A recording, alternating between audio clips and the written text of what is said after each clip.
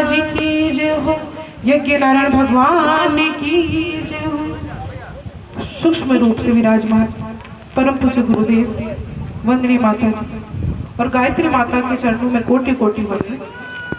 सभी पूजनीय बड़े जो विराजमान है सभी को प्रणाम। मैं डॉक्टर ईशा गुजर आप सभी को सबसे पहले तो धन्यवाद देती हूँ, क्योंकि आपने जो इस गोविंदगढ़ की धरा पर जो ये पुनीत कार्य किया, 3 दिन का कार्यक्रम किया, बहुत ही शानदार और बहुत ही सुंदर कार्यक्रम किया। आपने कार्यक्रम किया तभी हम लोगों को यहाँ आने का मिला, इसलिए आप सभी का बहुत बहुत आभार, धन्यवाद। आप लोग बहुत ही भाग्यशाली है कि आप इस यज्ञ के आयोजन में शामिल हुए। गोविंदगढ़ की और भी काफी लोग हैं, बहुत सी जनसंख्या है, लेकिन आप ही क्यों आए? क्योंकि आपको भगवान ने चुना है। आप वो जागृत आत्मा है, वो भाग्यशाली लोग हैं जिसे ईश्वर की कृपा प्राप्त है और आप इस यज्ञ जैसे आयोजन में संलग्न हुए। मात्र 3 दिन जो आपने कार्यक्रम किया, इससे आपने अपने आत्म कल्याण के साथ साथ विश्व का कल्याण में भी सहयोग किया। कैसे होता है सारे विश्व का कल्याण यज्ञ से, जल्दी प्रसन्न होते हैं भगवान यज्ञ से।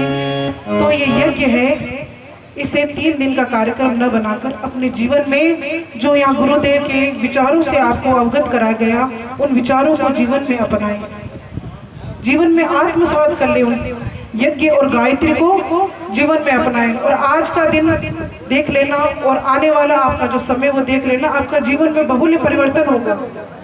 जिसने गायत्री और यज्ञ को जीवन में अपनाया है, उसने अतुल्य सुख समृद्धि की प्राप्ति करी है, हर इसकी इच्छा मनोकामना पूरी हुई है। तो आप ये ना सोचें कि 3 दिन कार्यक्रम पूरा होकर 4थे दिन हम जाकर भूल जाए।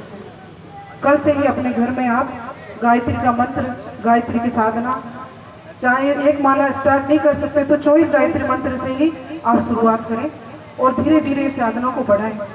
क्योंकि जो गायत्री और यज्ञ से मैंने प्राप्त किया है, 2016 में मैं भी आपकी तरह इस तरह से कार्यक्रम में गई थी, लाडू में 24 कुंडी यज्ञ हुआ था और वहीं से मैंने शुरुआत करी और आज जीवन में इतना परिवर्तन हुआ, इतना जीवन के अंदर आगे उन्नति प्राप्त की कि आपको शायद शब्दों में मैं उसको बयां भी नहीं कर सकती। इसलिए आप इसे जीवन में अपनाएं।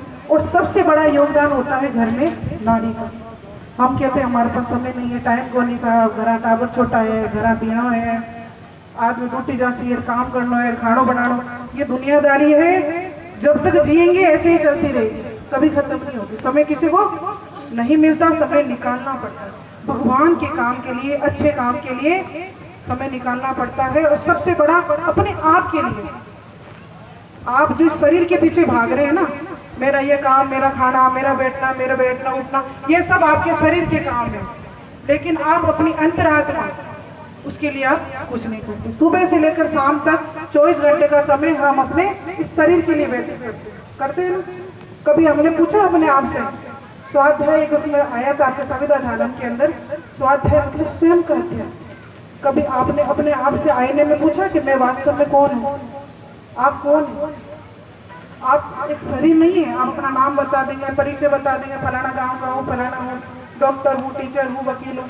आप वास्तव में ये जो परिचय देते हैं वो आपके शरीर का है, लेकिन आप एक आत्मा है और आत्मा को परमात्मा प्यारा होता है।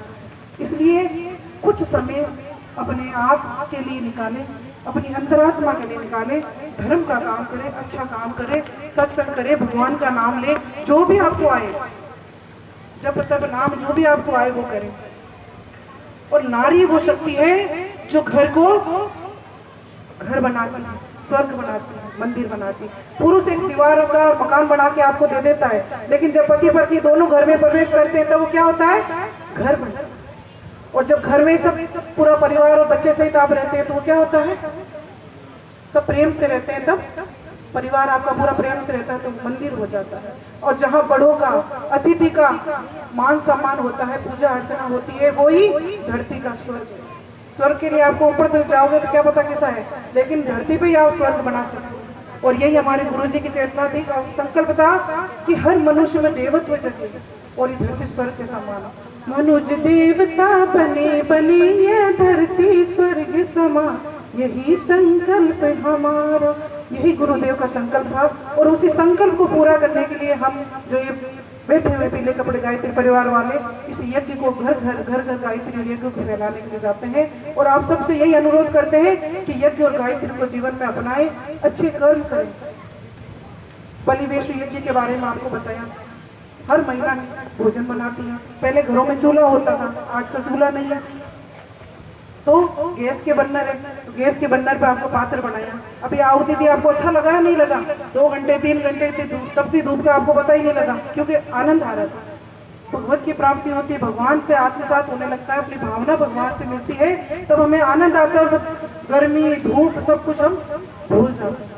उस भावना से ही आप प्रतिदिन भगवान के पहली रोटी बनाकर भोग लगा सकते हैं। उससे क्या होगा? प्रतिदिन यज्ञ घर में हो गया। ये यज्ञ आपने किया ना, ऐसा यज्ञ छोटा सा घर यज्ञ आपके घर में प्रतिदिन हो जाएगा, रोज यज्ञ होगा। पहले माता बहनें हमारे जो दादी परदादी थे वो घर में प्रतिदिन भोग लगाती थी, तो माता बहनें यहाँ से बलिवेश वाली कटोरी ले जाए, और न ले जाए तो घर में ही आपकी स्टील की कटोरी है।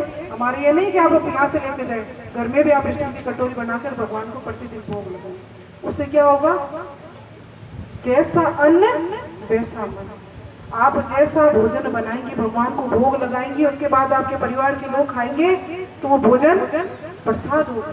और प्रसाद खाने से तो अच्छे संस्कार ही आते हैं, बुराई तो नहीं आती ना। प्रसाद के लिए हम कैसे हाथ करके खड़े हो जाते हैं, मुझे दो मुझे दो। तो प्रसाद प्रतिदिन आपको घर में मिलेगा, और वो प्रसाद खाने से आपके बच्चों में, आपके परिवार में अच्छे संस्कार आएंगे। और भोजन बनाते समय हमेशा ध्यान रखें, अच्छे विचार रखें, सद्भावना से भोजन बनाएं, क्योंकि आप गुस्से में भोजन बनाएगी तो आपका जो मन का भाव है वो आपके अन्न में जाएगा, और फिर उस अन्न को खाएंगे तो पतिदेव को गुस्सा आएगा, परिवार के दूसरे सदस्य को भी गुस्सा आएगा नहीं आएगा। इसलिए कोई भगवान का भजन सुन ले, गायत्री मंत्र सुन ले, और भोजन सुनते सुनते फिर भोजन बनाए, तो भोजन में वो रस, वो स्वाद, आपका मन का जो भाव है उस अन्न में आएगा, और खाने वाले के विचार भी वैसे होंगे। इन्हीं शब्दों के साथ अपने अपने शब्दों को विराम देती हूँ। धन्यवाद।